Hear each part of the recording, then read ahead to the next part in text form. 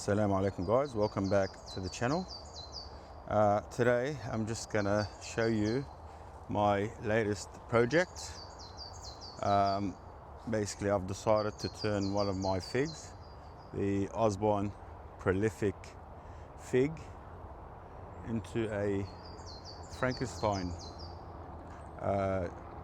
tree, basically a Franken fig.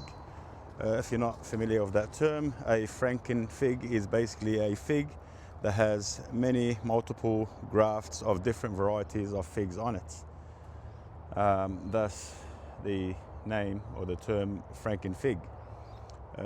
Basically it's got many other parts from other fruiting figs grafted onto it to produce a Franken fig. So basically this is my Osborne prolific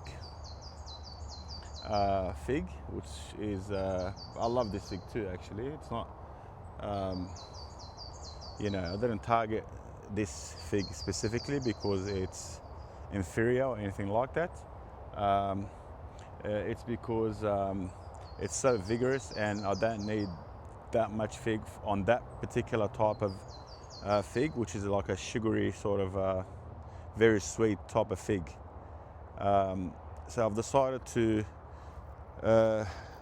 cut off or prune off all these main scaffolds, main branches, and on each one of these branches I've decided to graft different varieties of figs, some that I already have.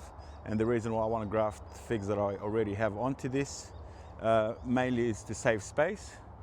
So there's a few sort of figs over there, one of them being the panache fig. I've also got a Black Madeira there, which has been sort of doing nothing for the last 5-6 years or so, barely done any growth. Also I've got a newly planted I-258 fig there. So I've decided to graft pretty much all these figs onto that one, mainly to save some space, because as you can see I've just recently planted a cherry moya, based cherry moya, in this position, and this needs a bit of space to grow, and I don't want it to sort of be too close to the figs. They'll start sort of competing with each other for sun and water and air. I mean, tropicals don't mind it so much. They don't mind to be planted in a dense environment. That's the way naturally they're grown. But something like figs definitely don't like that, especially in a humid type of climate like Sydney, where it can get very wet and humid in the growing season. They don't like that. They want to be nice and dry, and thus I've decided to sort of separate them from other trees to give them a chance to dry up in the sun and the air, basically. So basically, to cut it short, I've decided to start grafting on this fig, on this particular tree, and the first thing I've decided to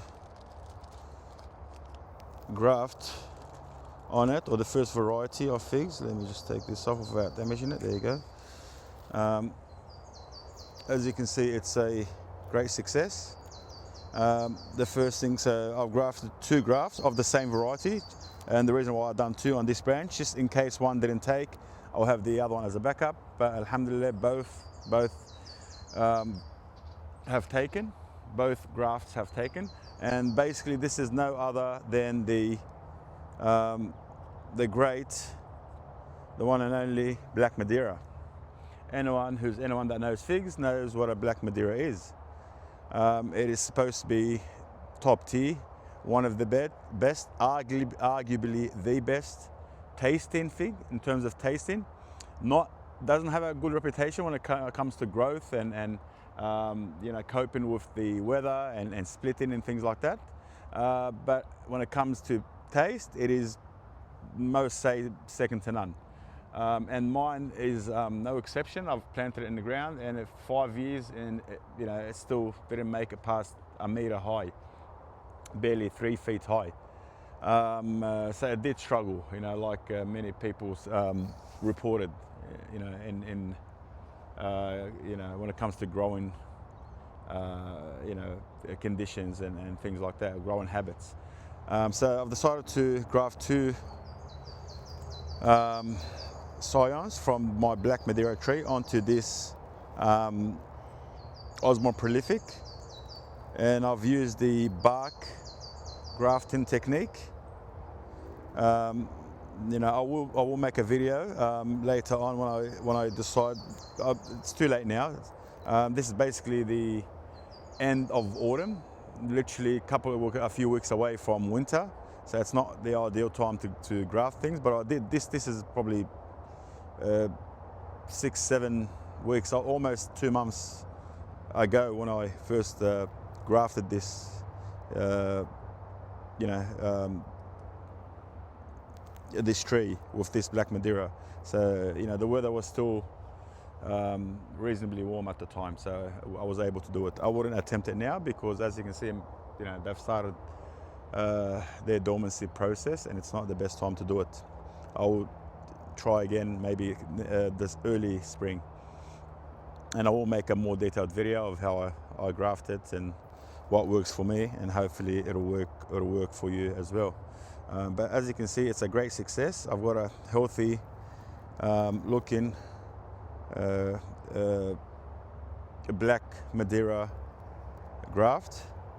You know, even though we're entering winter, it's nice and lush and green and healthy looking. It's not too bad at all in comparison to the conditions of the other fig this time of the year.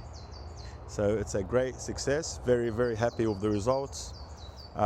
So I'm going to attempt basically to graft some of the figs that I have. Definitely my panache, which is there, because I do want to make a space between the cherimoya and the fig.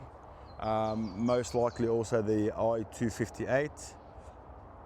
I'll leave it. I won't pull it out yet. I will leave it in this position as well, just in case, because that's a must-have fig as well. I don't want to risk just leaving one graft, and then if it does get damaged or dies out later on, I'm left with nothing. I mean, I can source it again, but if I do have a tree in the ground of the I-58, you know, I don't want to get rid of it. I'll leave it for now as a backup, but I also want to graft it. So one of these branches will be I-258. You know, this one here might be a Col de Dame Noir or Blanc, you know, one of the Col de Dame family varieties. This one might be a Panache. This branch here might be, you know, Harmoniously, and so on. So I'm planning to have at least 1, 2, 3, 4, 5, 6, 7, perhaps 10 different varieties of figs on this one tree. And that will save me a lot of space, and I will still get plenty of figs. I mean, a successful graft will provide more than enough figs for anyone. And then I can save the space for other things, other trees and so on.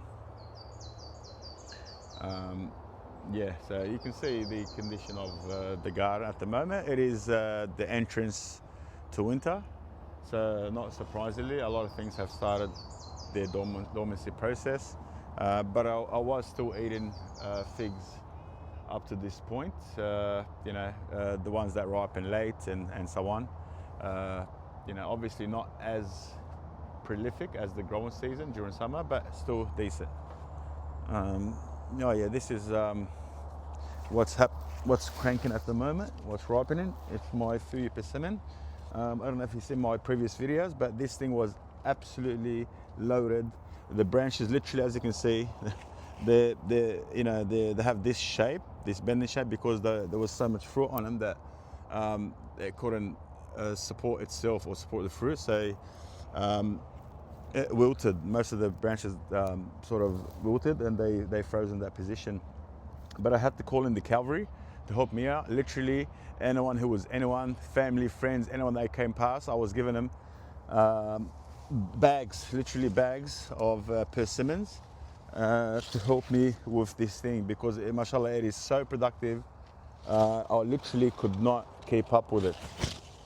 And it's a delicious fruit. So I highly recommend anyone who is considering planting any sort of fruit trees in their backyard, highly recommend planting a persimmon. I like this Foodie persimmon. It's highly productive and it eats like an apple. It's got a crunch to it.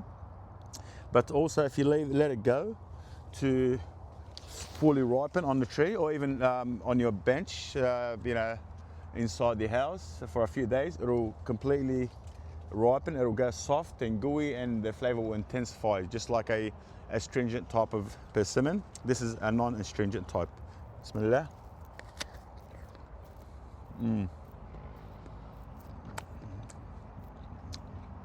So sweet, delicious. You know, if you haven't had a persimmon, do yourself a favor and try one at least. Try before you buy, as they say. I don't think you'll be disappointed. If I had to describe it, I would say, you know, well, a lot of people that tried it for the first time, they described it as a sweet apple. And yeah, I would have to agree, it is sort of like a sweet apple. It resembles the shape a little bit to an apple, and it's got the crunch, similar in some ways to an apple. And it's sweet, it is sweet, with some sort of cinnamon flavors. It does have like a cinnamon, sweet apple type of flavor. No acidity, not that I can notice.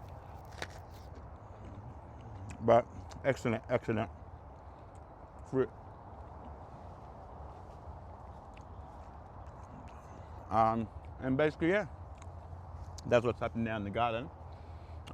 Even though it's been raided by many people and they took bags and bags of fruit, there's still plenty for our family. You know, there's no shortage of fruit. As you can see, if I walk around the tree, you'll still find plenty of fruit. But compared to what it was before, if you haven't seen it, check out the previous videos. It was absolutely loaded. And you know, what's coming in now is basically citrus coming in hard. You can see my mandarin there, my Imperial mandarin. Absolutely delicious. Highly recommend citrus. I'm a great big supporter of citrus. I love it. So it's one of the easiest trees you can grow. So I do recommend growing citrus. And I'll leave you with that. Just wanted to give you an update of my Black Madeira grafts and how it turned out. If you like this simple video, please hit that like button. And don't forget to subscribe, guys, if you're not a subscriber, and help us out, and we can provide you with more, hopefully, helpful videos and perhaps some delicious recipes, inshallah. And assalamu alaikum wa rahmatullah wa barakatuh.